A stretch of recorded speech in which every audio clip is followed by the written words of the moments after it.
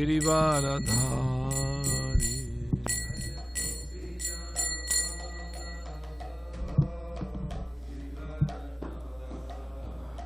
Jaya Gopijana Vallabha Girivaradhari.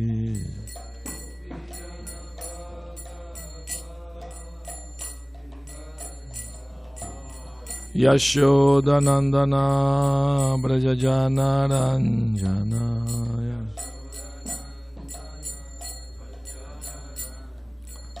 Yashodanandana Brajajana Ranjana.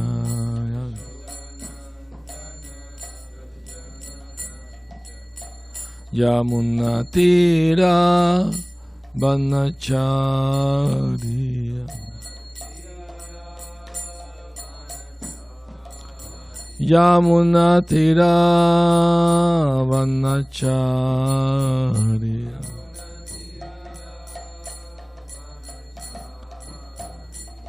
Jaya Radha Madhava Kunja Bihari.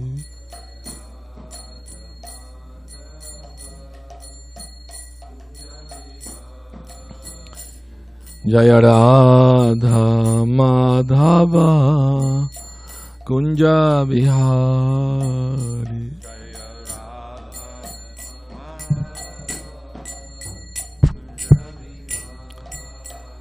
Jaya Gopijana Vallabha Girivaradhari.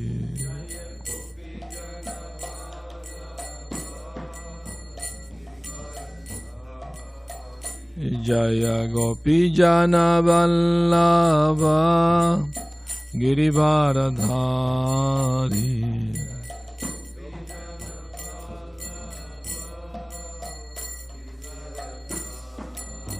Yashodanandana Brajajana Ranjana.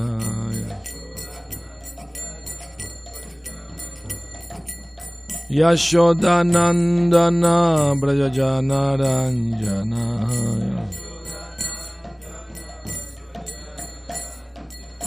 Yamunatira Vanachariya. Yamunatira Vanachariya.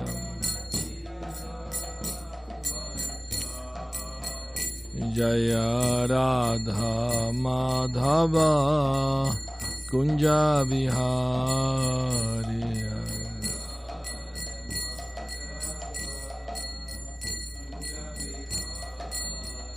Jaya Radha Madhava Kunja Bihari.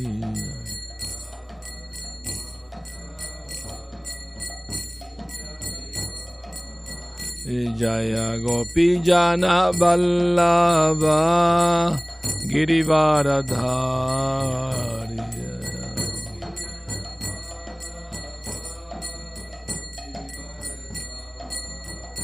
Jaya Gopijana Vallabha Girivaradhari.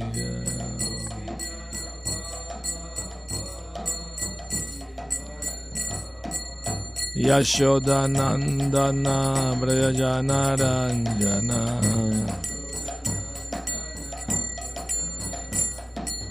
Yashodanandana Brajajana Ranjana.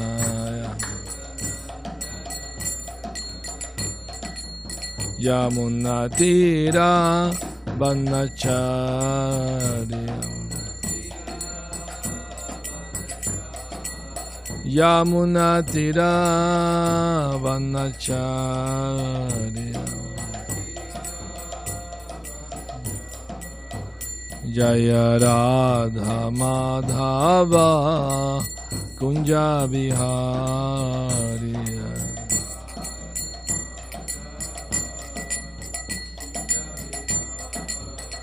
Jaya Radha Madhava Kunja Bihari.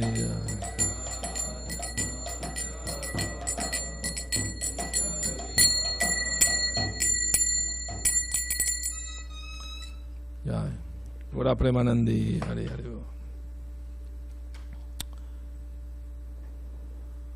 Narayanam Namaskritya Naram Chaiva Narottamam Devim Saraswatim Vyasam Tato Jayamudirayet Nasta Prayesha Vadreshu Nityam Bhagavata Sevaya Bhagavati Uttama Shloke Bhaktir Bhavati Naishtaki Om Namo Bhagavate Vasudevaya Om Namo Bhagavate Vasudevaya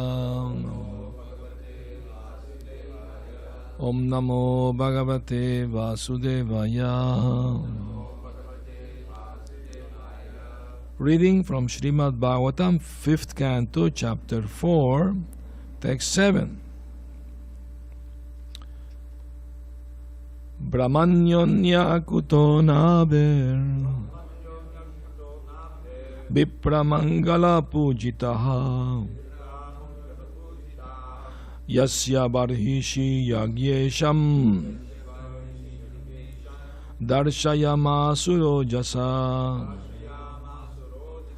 Brahmanyonya kuto naber Vipramangala pujitaha Yasya barhishi yagyesham Darshayam asuro jasa.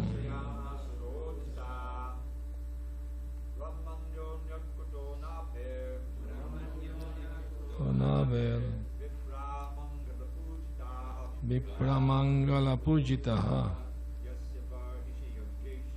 Yasya barhishi yagyesham Darshayam asuro jasa.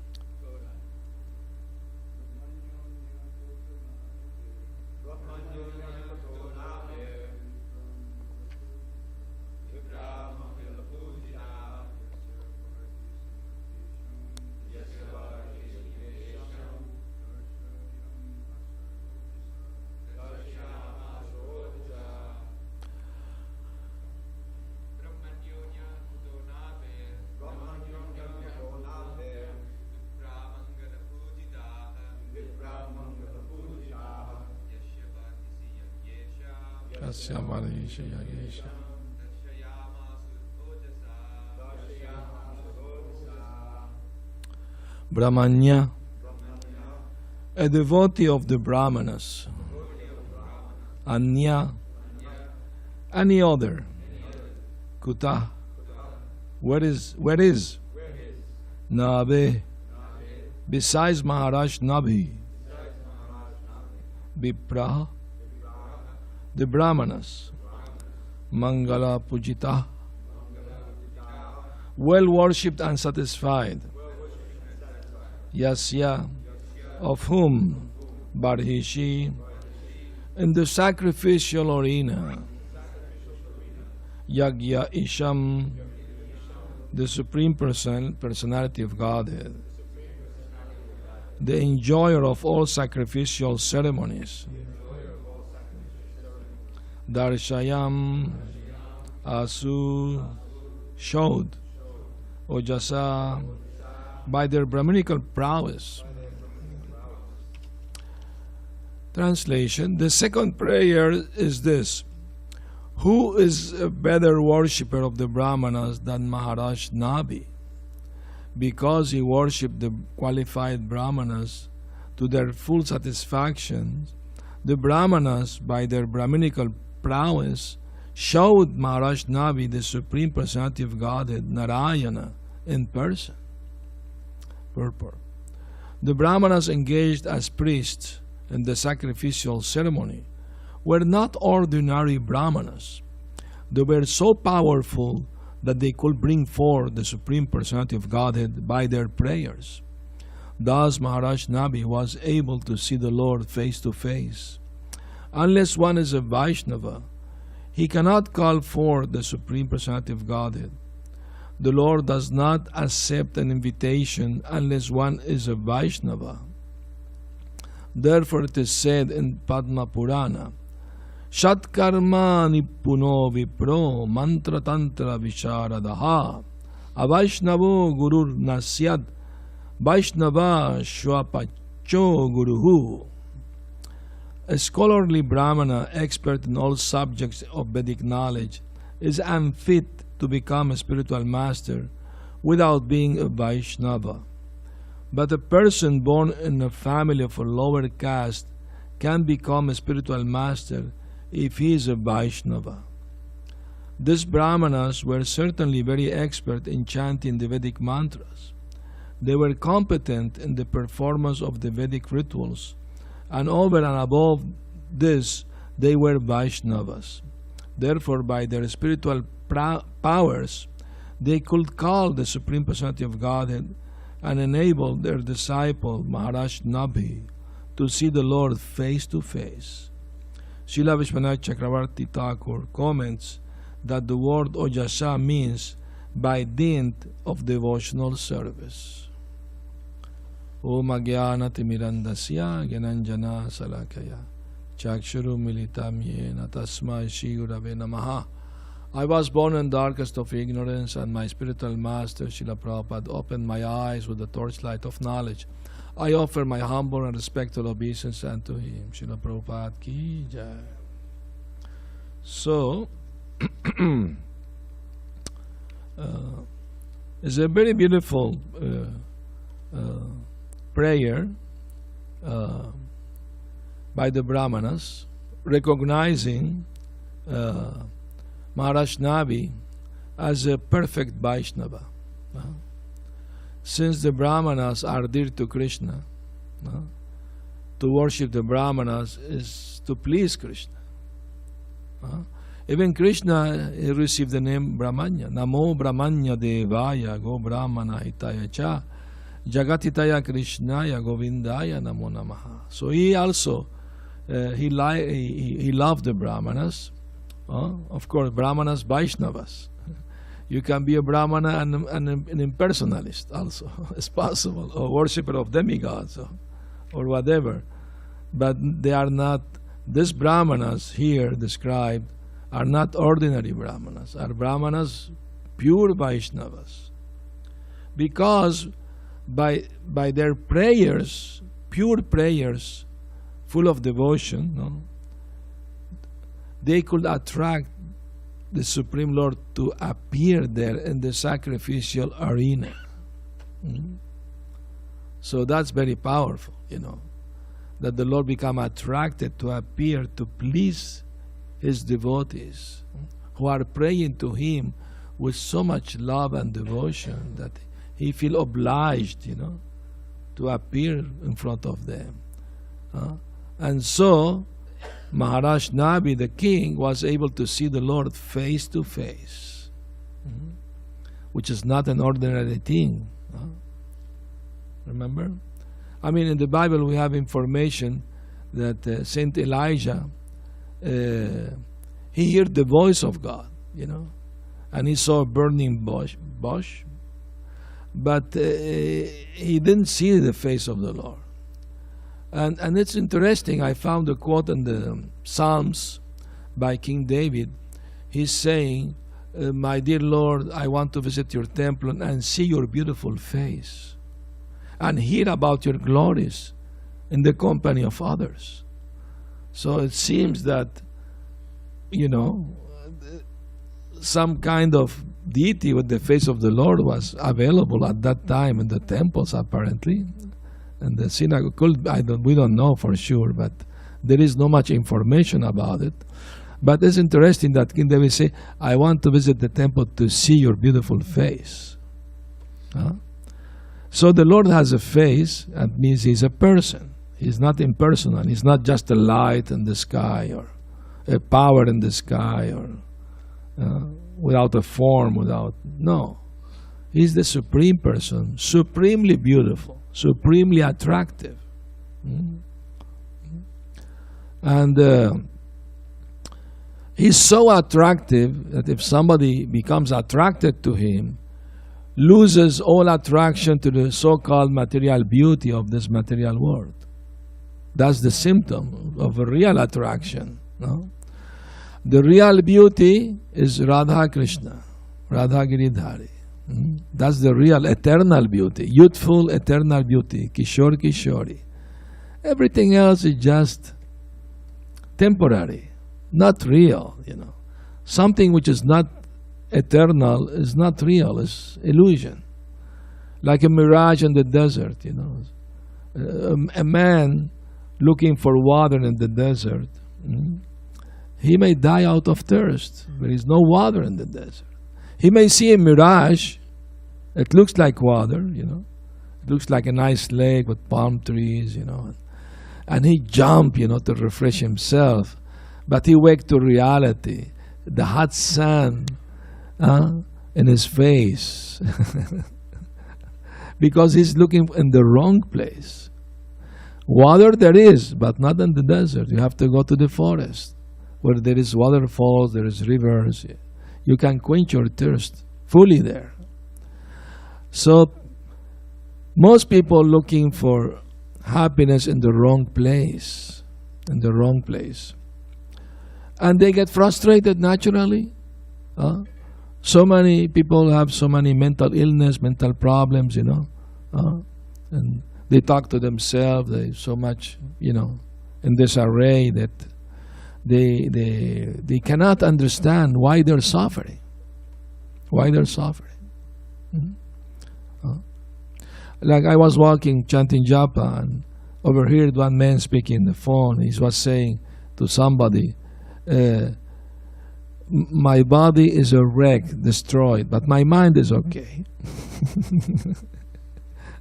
And I thought about that. How people destroy their bodies by too much alcohol and drugs and too much sex. They destroy their health, their bodies.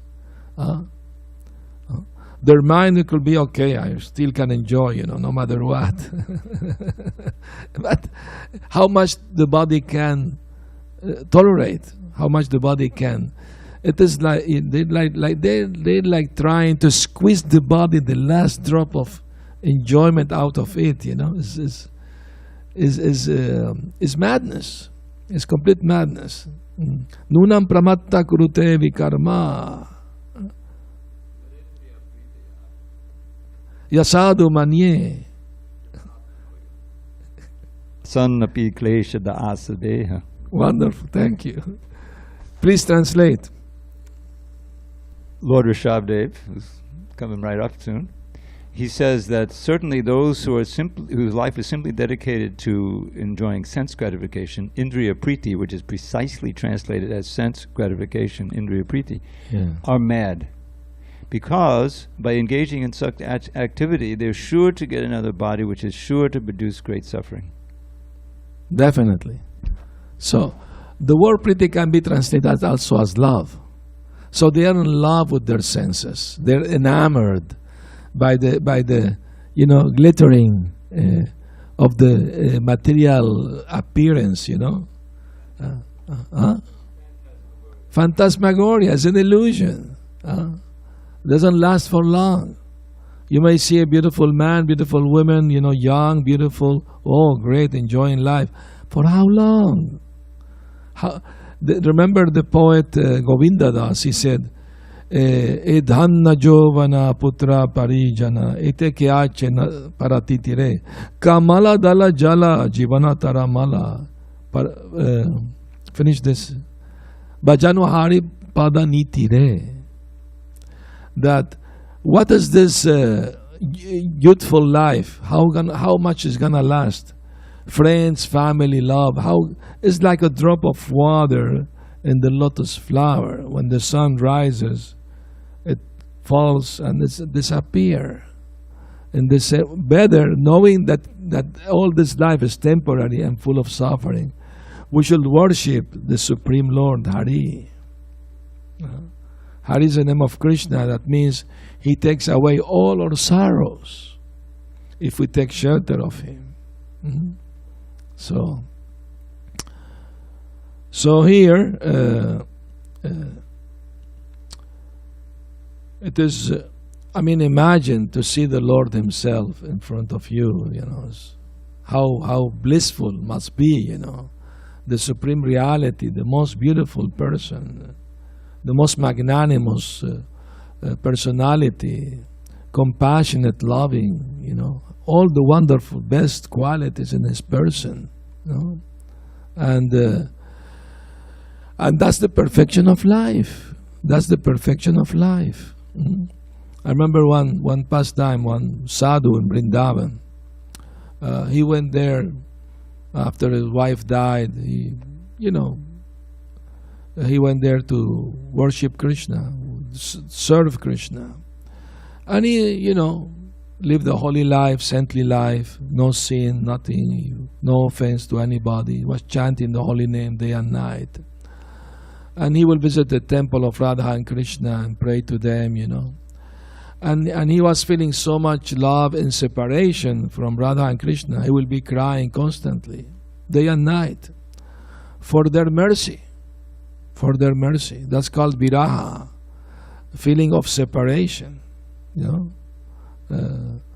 And he cried so much for so many years, he became blind. So one day he was praying in front of Radha and Krishna, and he was complaining to them that Krishna is very hard-hearted. He doesn't feel compassion for me. I've been crying day and night for so many years for His mercy, but He doesn't want to give me His mercy. And Radharani, because of her association with Him, she also became hard-hearted, and she also doesn't show mercy to me. Radha could not tolerate that. So she spoke to him. What blessing do you want from us? He said, "Oh, I just want to see you." But she said to him, "But even if we appear to you, you're blind, you can't see us." He said, "Dear Radha, that's not a problem for you. If you and your dear Krishna put each hand of yours in my eyes, I will surely see." So Radha told Krishna, "Please come, do it." And Prabhupada said, you can be full number one, but if Radha tell Krishna, "This is a nice devotee, please give him your mercy," he's obliged, because he's controlled by her love. She has so much love for Krishna. Nobody has the same love as she has. No one. The greatest love. So when she asked him something, so both Radha and Krishna came and touched his eyes with each hand, and he could see their beautiful, eternal, youthful forms of transcendental bliss and knowledge and eternity.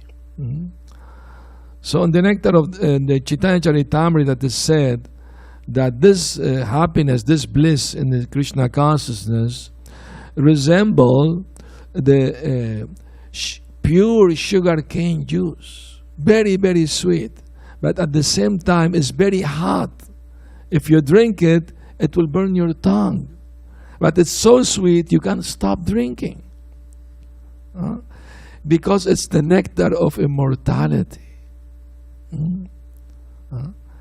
So what that means, that it burns your tongue, means makes you detached from everything else. And that's difficult because we've been in this material world for so many lives. We developed so many attachments, so many bad habits, so many things. So to get rid of all that, takes not only time, but actual surrender. And Krishna promised, those who surrender to me fully, I will give them protection. Protection from Maya, from his powerful illusory potency, which is very powerful. Daiviyesha gunamayi mamamaya duratyaya mam evaye prapadyante mayametam tarantite. Krishna said in Bhagavad Gita, this very powerful energy of mind, divine, is divine, Daivi. Material energy is also divine. It's very difficult to overcome. But those who surrender to me can overcome it very easily. The example given is this material was sometimes compared to an ocean of ignorance, very difficult to cross. Some people try to cross it by mental speculation or pious activities, And the comparison is given is like if you go to the beach here and you want to cross over and you just grab the tail of a dog, okay, take me to the other side. It's not going to happen. Both the dog and you are going to drown in the ocean. So to depend on your mental power, mental speculation, or your own pious deeds is not going to work to cross this immeasurable ocean of ignorance. But when one surrender at the lotus feet of Krishna, fully surrender, then that big ocean becomes the water that is contained in a calf footprint. Very easily to cross over. You just jump over it. One symbol in Krishna's lotus feet is the conch shell. And the meaning of that is that if one surrenders at the lotus feet of Krishna, all the water of the material ocean of ignorance will fit very easily there. So there are very beautiful poetic metaphors in the Holy Scriptures, in the Vedas, and very inspiring, to help us understand better the meaning of human life. What is the purpose of human life? Purpose of human life is not sense gratification.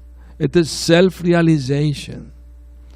First, one has to understand oneself, who I am, why am I suffering, what is there after death, Then one have to understand Atma Ruchi, that is called, attraction to oneself, to the soul. So many people talk about loving oneself, isn't it? It's very popular nowadays. Love yourself, take care of yourself. But most people don't know what is the real self. They think the self is the body, the mind. But no. Could be in the sense that the word Atma can mean the body, the mind, or the soul. But we are the soul, we are not the body, nor the mind. So the real self is the spirit soul. And we have to take care of that. We have to nurture the soul. The body has needs: eating, sleeping, mating, defending. And if we are not the body, what are the needs of the soul? 3. The soul has 3 needs. Spiritual shelter, spiritual food, and spiritual satisfaction, pleasure. When we don't know about the spiritual life, we try to satisfy those needs in the material way. But when somebody takes to Krishna consciousness, it can satisfy these 3 needs fully. When Prabhupada was in Venezuela giving a lecture, one man asked the question, there are so many religions that say they have the light, the enlightening. How do we know which one is the true? And Prabhupada's answer was very practical. He said, if you enter a room and the light is on, you don't need to ask what is the light. You are already seeing it, it's there. If you are eating, if you are hungry and you start eating, and when you finish eating, you don't need that somebody comes to you and tell you, sir, I'm going to give you a certificate that you're not hungry anymore. You don't need such certificate. Who else but you knows better that you are satisfied. Mm? And how spiritual life works actually, when we practice it, nicely, properly, it's like eating. What happens when you're hungry and you eat? Two things. Your hunger diminishes and your satisfaction increases. Isn't? Yeah. When you're satisfied, and if somebody brings you, nice, birthday cake, okay, you satisfied your hunger. You can't eat anymore. You say, no, thank you, not interested. I'm full. So in the same way, when we follow properly the practice of devotional service, we will feel thus so much satisfaction that even if the illusory energy, try to tempt us, this is here or that, you say, no, thank you, not interested. You lose interest. You just lose interest. That's called param drishtva nivartate, to have a higher taste. When one actually experiences the higher taste, the proof is Maya can come to you and you can say, no, thank you, not interested. That's the proof. So this is very important to understand in practicality how spiritual life works, So we can phalena parishyate, that you can judge something by the result. That's Nyaya philosophy, the logic philosophy. So Krishna consciousness is a really scientific process, and if you follow it properly, it will give the result, undoubtedly. But we need to have three things. Enthusiasm, patience, and endeavor with confidence. It will happen. Because Krishna promised this, it will happen. We have to have that much faith. We have just to do it the right way, be patient, enthusiastic, and keep endeavoring to remain always Krishna conscious. Always remember Krishna, never forget Him. Krishna matirastu, that's the best blessing. May your mind always be fixed on Krishna. That's the best blessing. This reminds me one pastime of Lord Chaitanya and Nityananda. They were walking on the street of Navadvip, and suddenly Lord Chaitanya asked Nityananda, who live in this house? Oh, there lives a sannyasi. Oh, let's visit him. So they went to the sannyasi house, and they were shocked. The sannyasi was living with a lady. So he was a fallen sannyasi, Still, he received them, please come to my home. And he offered them fruit, some fruit. They accepted, they ate the fruit. Although he was a fallen sannyasi, they accepted his service. And then the sannyasi told them, should I bring Ananda? Ananda means bliss. But Lord Chaitanya asked Nityananda what he means by that. And Nityananda whispered in Lord Chaitanya's ear, he means wine. And Lord Chaitanya said, let's leave this house immediately. They run away from there, No, first, before that happened, he started, oh, you are young Brahmins, boys, let me give you some blessing. So he gave Lord Chaitanya some blessing. May you have a long life, may you have a beautiful wife, a lot of riches, all material blessings, And Lord Chaitanya protested. Oh, I was expecting better blessing from you being a sannyasi, and the sannyasi became angry, said, I traveled all over India, I gave blessing to so many people. Nobody protested my blessing. You are the first one to protest my blessing. And Nityananda Prabhu came to the rescue. No, please forgive him. He's a great devotee of Krishna. He's not interested in material enjoyment. Oh, okay, fine. But when he offered the wine as Ananda, as bliss, there is no bliss in the wine, So, I was giving recently a lecture to one sacred museum art in Mexico, and the subject came about wine. because I explained our principles. One of our principles is no alcohol or drugs, whatever. And one lady asked, "But what is the problem drinking a little cup of wine? What is the big deal?" I told her the problem is not the little thing. The problem is you want the bottle afterward.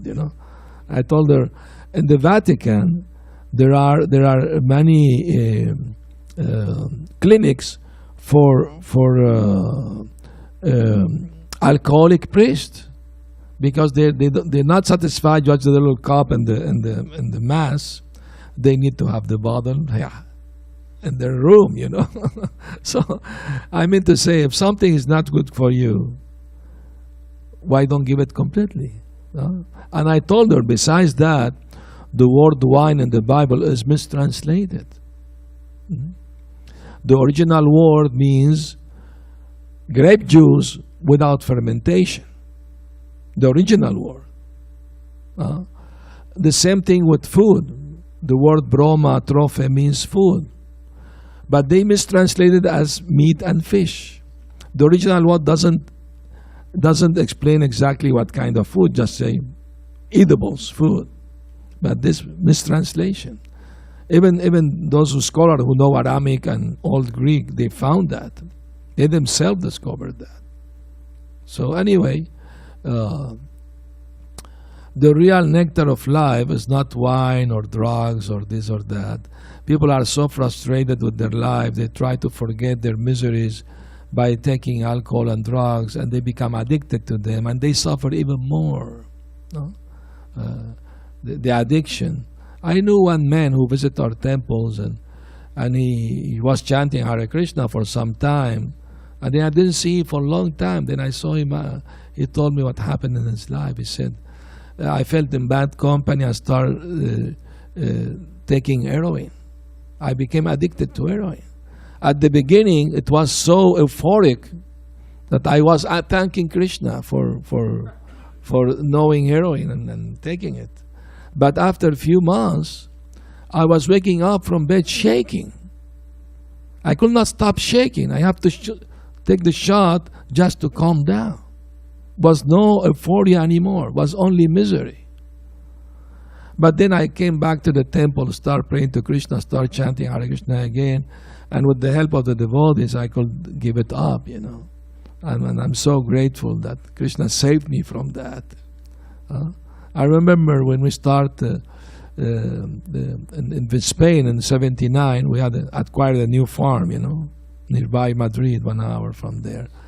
And one journalist came to stay 2 weeks in our temple, on the farm, just to know the devotees and make an article about them, So he went to the nearby town, was 5 miles away from the farm, to ask people, what do you think about your new neighbors, the Hare Krishnas?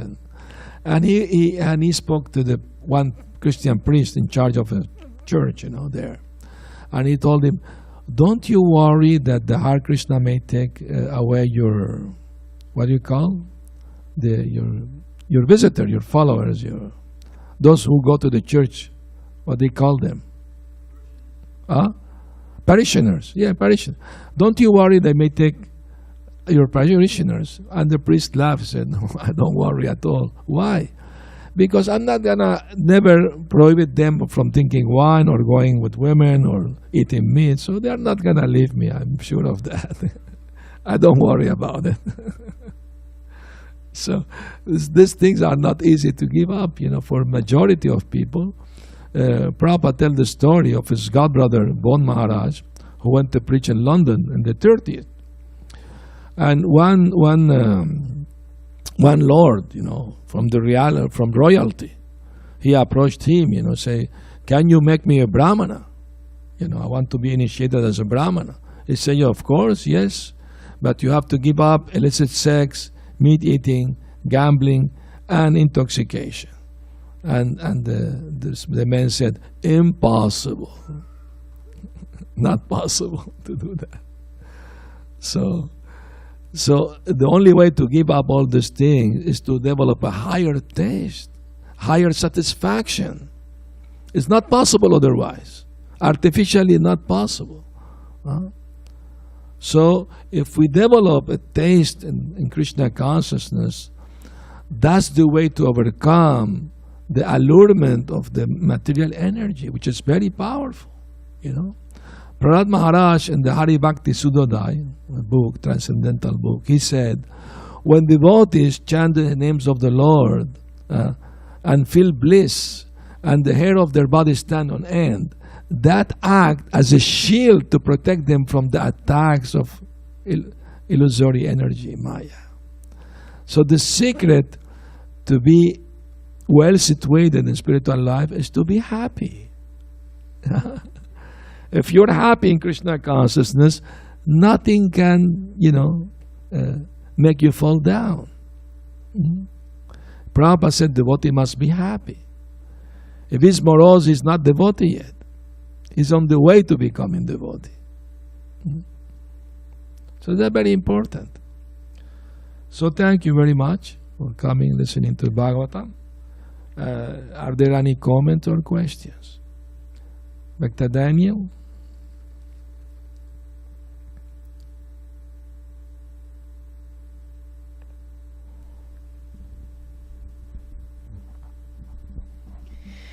Thank you so much. Just that last part, you're saying that being happy in Krishna consciousness is the success.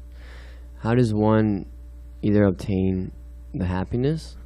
I know by like singing, chanting, and that, but how does like you maintaining that happiness? Because there's sometimes, is it okay to be sad also in like Krishna consciousness? Like, oh, where are you, Krishna? Where are you? Like that kind of sadness. Well, that's another type of happiness too. To miss Krishna is not mundane sorrow. It's transcendental, It's another type of ecstasy. Once Prabhupada, for 3 days, he will not speak much, and he looked like sad. So the devotee thought maybe he's sick or doesn't feel well. So they asked him, they dared to ask him after, a couple days, 2, 3 days. And Prabhupada said, no, I'm very fine. I'm just missing Krishna. So it looked like sadness, it looks like sorrow, but it's actually ecstasy, feeling this separation from Krishna is the price to pay to attain His mercy, because, it's not mundane, it's not suffering, it's another type of ecstasy. It looked like externally like that, but isn't? Yes.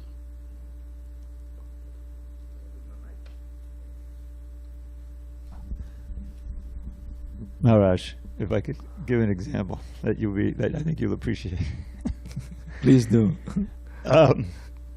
Learning to play a musical instrument is that you've heard someone play. Usually, what happens is you get inspired. You hear. I heard so many flautists in my day. Yeah. And I said, I'd like to do that. I think I can do that. So, in my case, my father bought me a flute. And then I had to go to a teacher. And at first I couldn't even make a sound on that flute. So I wasn't feeling the bliss of playing music. But I had faith that if I go through this austerity and I pay at that time like $4, $5 for the lesson. Yeah. It's way back when that was worth something. That I'll be able to do that. Because I'd seen others who had done it. Some of my friends had gone through that, and they could play other instruments and things like that. So I had faith.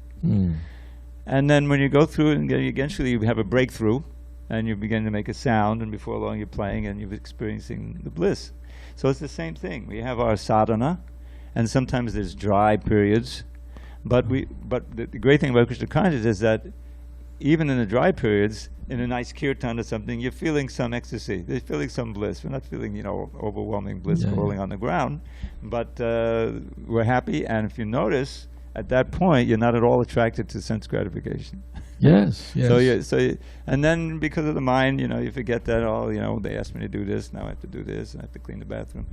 And so where's the bliss? But the point is that if you read and you understand, like the verse came to mind, you were actually citing a verse, Tushti Pushti Chidapaya Nagasam, taking a meal, Yes. And so you have faith, and if you practice, gradually you come to the point where there's never really despair, and there's always some happiness, and in other words, you come to the point of always being able to. Yes, yes.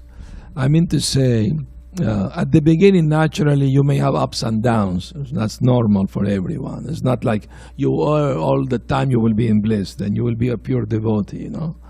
But at the beginning, sometimes there are ups and downs. That's normal. It's part of the purification process, you know. So we have to prove to Krishna that we are sincere. And how we do that, even if we are not feeling so well, we are going through some difficulty in our life, we don't look for something to alleviate our suffering through sense gratification. No. We have to be like the Chataka bird. The Chataka bird doesn't drink water, but only from the cloud. If the cloud, instead of water, give him a thunderbolt, he will not go to search water elsewhere. So that's real. There is a such bird that doesn't drink water elsewhere but from the cloud. It's called Chataka. So that's the example given, that it doesn't matter what happens in our life, how we feel sad or happy or whatever, we shall not go for anyone else but Krishna for our happiness, our well-being, our shelter. And that's a symptom of surrender. Krishna is my only maintainer, my only protector, my only provider. Besides him, I have no other shelter. That's what we are looking to come to that point. Atmanivedan, surrender. So gradually we surrender. I mean, it's a gradual process, not going to happen overnight. But if we are patient and we endeavor with confidence, and we keep the enthusiasm, good company of devotees, and avoid bad companies, then we are in the right track, you know. I remember I was giving a lecture in one college in San Antonio, Texas. And one younger student challenged me. He said, "Can you tell me honestly that you're happy?" And my answer was, yes. I know where real happiness is. And I'm walking toward it. And that walking makes me very happy. I said, that's an honest answer. I like it. Thank you. You know, he was satisfied with that answer. So we at least we are searching in the right place, you know. Going to the forest looking for water. We are not searching the desert. We know there is no water there. So at least that knowledge, that understanding is very important to start a spiritual life, you know, to begin a spiritual life. That we have to search in the right place, not in the wrong one.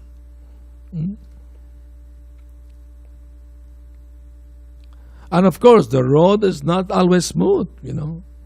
Sometimes there are thorns in the way. Don't think everything is going to be a bed of roses on the way back home, back to Godhead. No.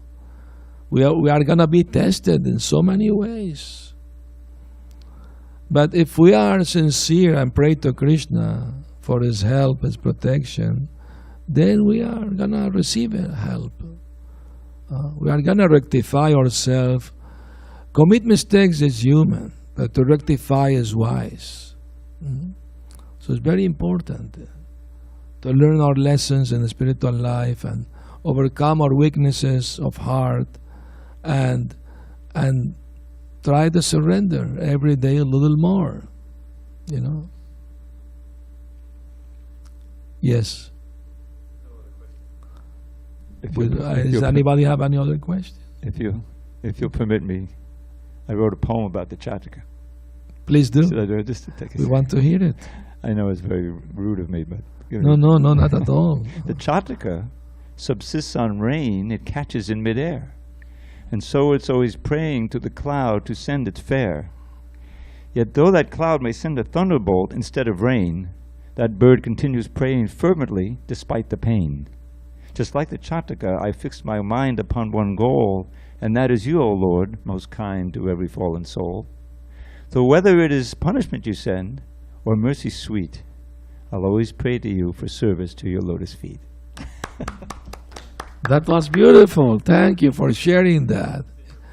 Kavi, he's a poet. At a japa retreat years and years ago, and Giriraj Swami was there. This was up in Joshua Tree. Yeah. And I chanted that, and afterward, later he wrote me a letter. Can you please send me that one? She liked that. It's beautiful. It's great. I also wrote something about the Chataka bird. More, but smaller, smaller thing. That the same way that if a baby doesn't cry, the mother will not feed him. Has to cry to attract the attention of the mother, So the same way, if Krishna doesn't show his mercy, if the body doesn't cry for the mercy, if the cloud doesn't cry, how the Chataka bird will smile?